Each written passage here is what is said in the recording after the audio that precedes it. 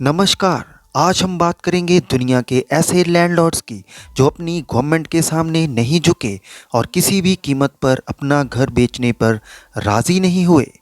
हमारे channel information and motivation में आपका स्वागत है।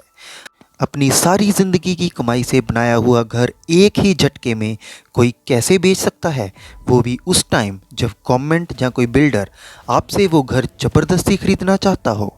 आज हम ऐसे ही कुछ घरों की बातें करेंगे जिनके ओनर्स ने अपना घर खाली करने से मना कर दिया, चाहे उनको सरकार का सामना करना पड़ा, लेकिन उन्होंने अपना घर खाली करने से साफ इनकार कर दिया। Number 1, the half house. हमारा अपने नेबर्स के बारे में ओपिनियन बदलता रहता है। किसी टाइम पे हम उनके बहुत क्लोज़ होते हैं और कभी मतभेद हो जाते हैं। ऐसे ही एक घर में दो फैमिलीज़ रहती थी। ये टोरंटो की बात है।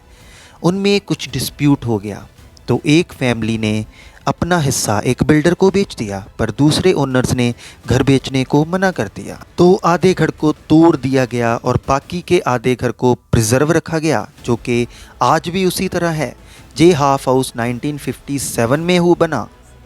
नेक्स्ट है द नेल हाउस। चाइना में एक फिनोमिना काफ़ी प्रचलित है, वो है नेल हाउस का। ये वो घर होते हैं जिनके ओनर्स अपना घर बेचने से साफ मना कर देते हैं। बाकी कंट्रीज़ की तरह चाइना में गवर्नमेंट ओनर्स की मर्ज़ी के बिना उनकी प्रॉपर्टी पे कोई भी कंस्ट्रक्शन नहीं कर सकते। उसके लिए ओनर्स की रजामंदी होना बहुत ज़रूरी है। अक्सर ऐसे लोगों पे बिजली और पानी की सप्लाई बंद कर दी जाती है। फिर भी ऐसे कई लोग ज़िद पे अड़े रहते हैं जिन्हें नेल्स कहा जाता है, और इनके घरों को नेल्स हाउस। ऐसा ही एक इंसिडेंट चाइना में हुआ। युआन सिर्फ एक लेडी थी जिसने पूरी लोकेलिटी में अपना घर बेचने से मना कर दिया। उसके घर के आसपास बहुत गहरा गड्ढा खुद गया, उसकी बिजली पानी की सप्लाई बंद कर दी गई, फिर भी वो अकेली उस घर में रहती थी। उसको 1 किलोमीटर से ज़्यादा दूर पैदल चल के पानी लाना पड़ता था। आखिर 2 साल केस चलने के बाद गवर्नमेंट ने युआन के हक में फैसला दे दिया। Next is 360 view. एक अबंडेंट घर में रहना अलग बात है, लेकिन 4 लेन हाईवे के बीचों बीच रहना अनोखी बात होगी। ये भी चाइना की ही बात है, जहाँ तीन फैमिलीज़ ने अपना घर छोड़ने को मना कर दिया। सरप्राइजिंगली गवर्नमेंट ने एक बहुत बड़ा हाईवे उनके घर के इर्द गिर्द बना दिया जहाँ वो फैमिलीज़ रहती थी। गवर्नमेंट ने सोचा कि इतने शोर शराबे में कोई भी नहीं रह पाएगा और वो अपना घर बेच देंगे, पर वो उनसे भी ज़्यादा ज़िद्दी निकले और घर नहीं बिका। Next is Austin springs. Washington DC में बड़े बड़े अपार्टमेंट्स के बीच में दबा हुआ ये छोटा सा घर ऑस्टिन स्प्रिंग्स नाम के शख्स का है। 1980s में जब यहाँ पर बिल्डिंग्स बननी स्टार्ट हुई तो कई लैंडलॉर्ड्स ने बिल्डर्स को अपनी ज़मीन या घर बेच दिए, लेकिन ऑस्टिन स्प्रिंग ने बेचने से साफ मना कर दिया। ऑस्टिन का मानना था कि बिल्डर्स उसकी जगह की सही कीमत नहीं लगा रहे। जब बिल्डर्स के साथ उसकी डील नहीं हुई तो उसने इस जगह पर पिज़्ज़ा शॉप खोलने का प्लान बनाया, लेकिन ऑस्टिन बैंकरप्ट हो गया और उसको अपना यही घर आधी कीमत पर बेचना पड़ गया।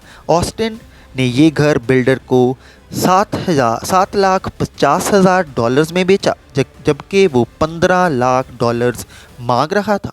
Next is Masefield house. Washington में एक छोटा सा शहर है सियाटल। वहाँ एक शॉपिंग मॉल है जहाँ एक अजीब सा बड़ा सा सुराख है। ध्यान से देखने से पता चलता है कि ये मॉल एक छोटे से घर के इर्द गिर्द बना हुआ है। ये बात है 2006 की। हुआ कुछ ऐसे कि यहाँ एक घर में एक 84 साल की लेडी रहती थी जिसका नाम मेसफील्ड था। उस टाइम इसके आसपास कुछ घर बने हुए थे और बाकी सारी ज़मीन खाली थी। जब ये जगह कमर्शियल हो गई तो बिल्डर्स ने यहाँ शॉपिंग मॉल्स बनाने की सोची। उन्होंने बाकी सारे ओनर से तो डील कर ली, लेकिन ये लेडी यहाँ से हटने का नाम नहीं ले रही थी। यहाँ तक कि मेसफील्ड ने $1 मिलियन की डील भी ठुकरा दी। लेकिन बिल्डर्स ने उस ओल्ड लेडी को बिल्कुल तंग नहीं किया और उसके घर के इर्द गिर्द शॉपिंग मॉल बना दिया। लेकिन 2 साल के बाद वो लेडी मेसफील्ड की डेथ हो गई। उसकी वसीयत में उसने लिखा था कि ये मेरा घर उसी बिल्डर को गिफ्ट कर दिया जाए, लेकिन बिल्डर ने उसके घर पे कब्ज़ा नहीं किया और ना ही किसी किस्म की कंस्ट्रक्शन की, बल्कि आज भी वो घर बिल्डर मेंटेन करता है। मेसफील्ड हाउस इतना फेमस है कि उस जगह में लोग सेल्फी लेने आते हैं। नेक्स्ट इज़ लाउबॉजन हाउस।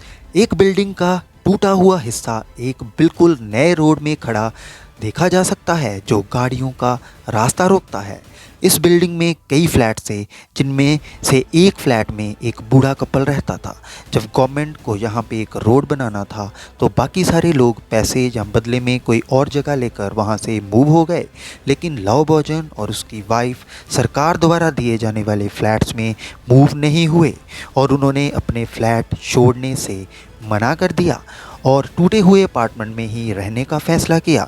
मजबूरन सरकार को वो फ्लैट और उसके आसपास के कमरे छोड़ने पड़े और उसके इर्द गिर्द ही रोड बना दी गई। अब बारी है नंबर 1 की। जापान में नाइडा एयरपोर्ट के बीच में एक फार्म बना हुआ है।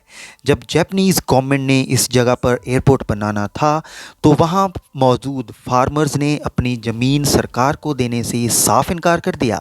कई फार्मर्स आपस में मिल गए और प्रोटेस्ट भी हुआ और कोर्ट में लंबे लंबे केस चले। आखिरकार फार्मर्स के हक में फैसला हो गया और सरकार को एयरपोर्ट का सिर्फ एक ही रनवे बनाने की परमिशन मिली। फार्मर्स आज भी वहीं एयरपोर्ट के बीचों बीच अपने घरों में रहते हैं। उनके घर की विंडो से या कॉरिडोर में से खड़े होकर ऐसा लगता है कि आप रनवे पर खड़े हैं।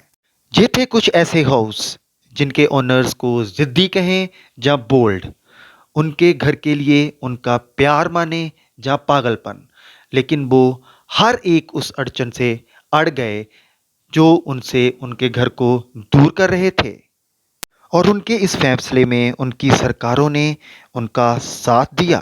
ये कौमें मानना पड़ेगा कि कितनी जिंदा दिल हैं और ये लोग कितने इंसाफ पसंद।